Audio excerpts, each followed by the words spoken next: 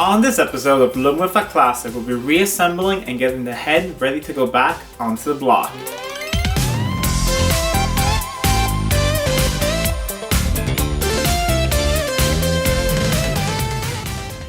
Welcome back to Living with a Classic, and if you're new to my channel, I hope you stick around and consider subscribing. I put new videos every week on some Jaguar and classic car related content. So in this episode, we're going to get the cylinder head all ready to go back onto the car.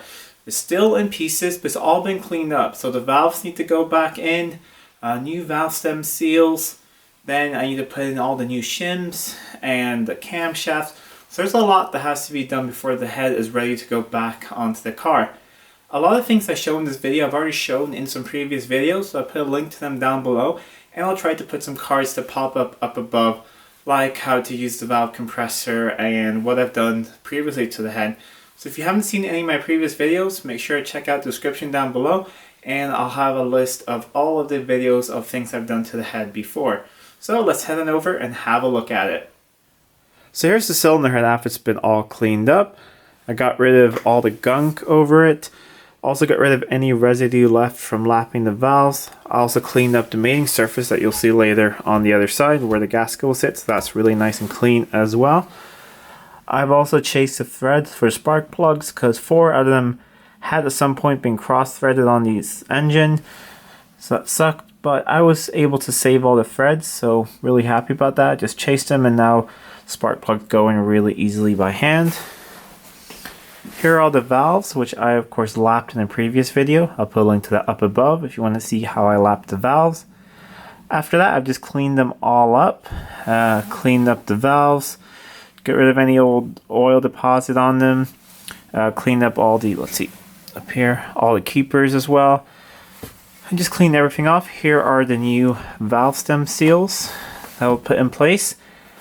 I got 12 of them. Initially you only had 6 of them. You only had them on the exhaust side of this engine, but they fit on the intake side as well, so I'm going to put them on that side just to minimize any oil consumption, so I think that's a good thing. I've also adjusted 2 valves a little bit. 2 exhaust valves were a tiny bit too long, about 0.1 millimeters too long, even if I were to use the smallest shims. So I cut off a little bit of them, just 0.1 millimeters. And now they're all to spec, and I can put it back together. So I'm just going to use a normal spring compressor, just like when I took them out. So I'll put in a few ones, and I'll show you how you put the valves back in. So I put in 5 of the intake valves. Here is the last one. So I thought I'd show you guys how I insert the valves. I take some clean oil in the oil can, same oil I'm going to use in the engine. Put a little bit on the valve stem. Then you can put it into the valve guide. Grab one of the new valve stem seals. It's just a piece of rubber or Viton. I've also put a little bit of oil on it. I slide it over with my fingers. I grab a 10mm deep socket, put it over the stem, and yeah, push it down. And now the valve should move up and down, and the seal should stay in place. Now here are the valve springs, they're all cleaned up. There's 2 of them, this inner one and the outer one. And there's the top. I'm going to grab just a little bit of assembly lube. Not that much, but just put a little bit on each of them. The assembly lube I use will dissolve in the oil and just end up in the oil filter later. Because I will put in fresh oil, of course, but I will also change that after maybe about half an hour or so. So all this will be flushed out. So once I go out and drive, I'll have nice fresh oil again for the second time. And there won't be any of this assembly lube in there. So now I'm going to grab my valve spring compressor, compress the spring down.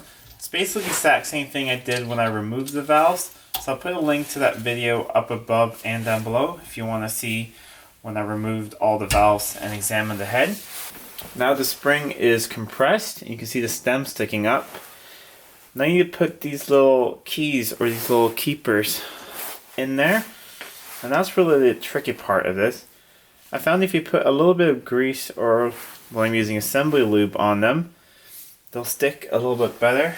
So this is kind of fiddly. And sometimes you get them sorted into place and you can push them into place with a screwdriver. So now one's in place, and I'll do the same thing and try and get the next one in place. Sometimes you have to move the spring compressor a little bit, get them in place. You want to be absolutely sure that they're in the groove, because when you let go of the spring compressor, otherwise they might get stuck down there or everything just might come flying up. So you gotta be careful when you let go of the pressure again. So now they're in place, at least I think so. I put a hand on top of here, I let go of the pressure, and yeah, nothing went flying away. So they're in place. Last thing I like to do is I take a little bit of oil again and just put around here. Just, you can't have too much oil when you're doing this. Now this side is done. I'm gonna flip it over and do the exhaust valves, and then we're gonna put in the shims and the buckets and the camshafts. I'm done with the exhaust side now, so all the valves and springs are back in. I flipped it over, put on some wooden blocks which are out to the side so it can't touch any valves when I put the camshafts back in. And I've laid out all the shims here, all the new ones I put in after I measured them and did all the math. So these are all been moved around, so they should all be correct. So I'll put all of those shims and the buckets back in here, and then we'll put the camshafts in one at a time and measure all the valve clearances again. Since I have new shims everywhere from when I measured before, I still want to check that the measurements are correct and that my clearances are good. I'm going to put in one camshaft at a time, just like when I checked them before. Rotate it over and check my clearances.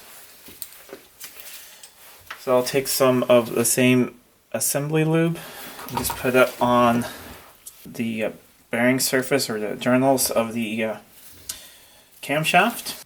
Now I can lay the camshaft down.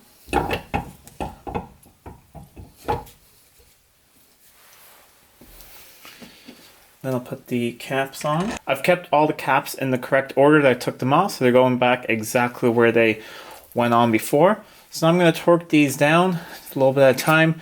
The torque measurement for this is very little. It says no more than 9 foot-pounds, so it's not very much at all. I'm tightening everything a little bit at a time from the inside, working my way out. And you can slowly get the camshaft to come down into place. Alright, now I've torqued the last ones. I'm going to take a little bit of oil, clean over the same one I'm using the whole time. Just put it on each cam lobe. Now I'm just going to check that it rotates over nice and freely. And then I'm going to grab my feeler gauge here and just check the clearances.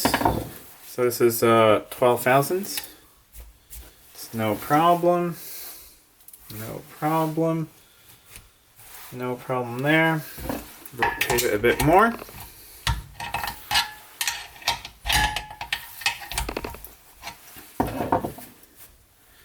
No problem there.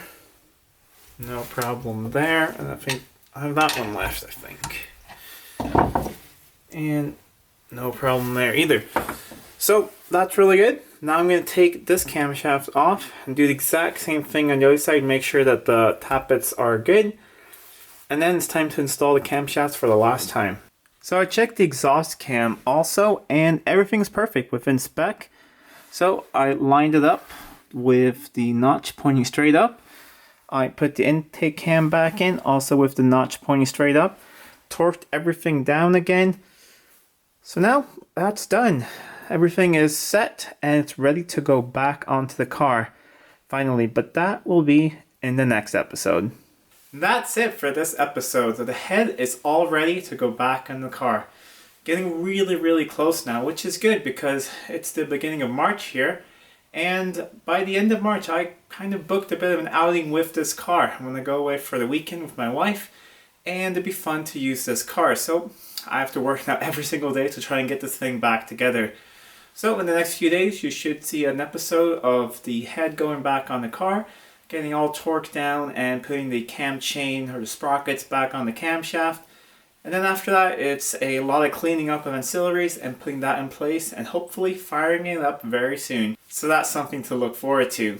But until next time, I'm Adam and this was Living with a Classic. I'll see you soon.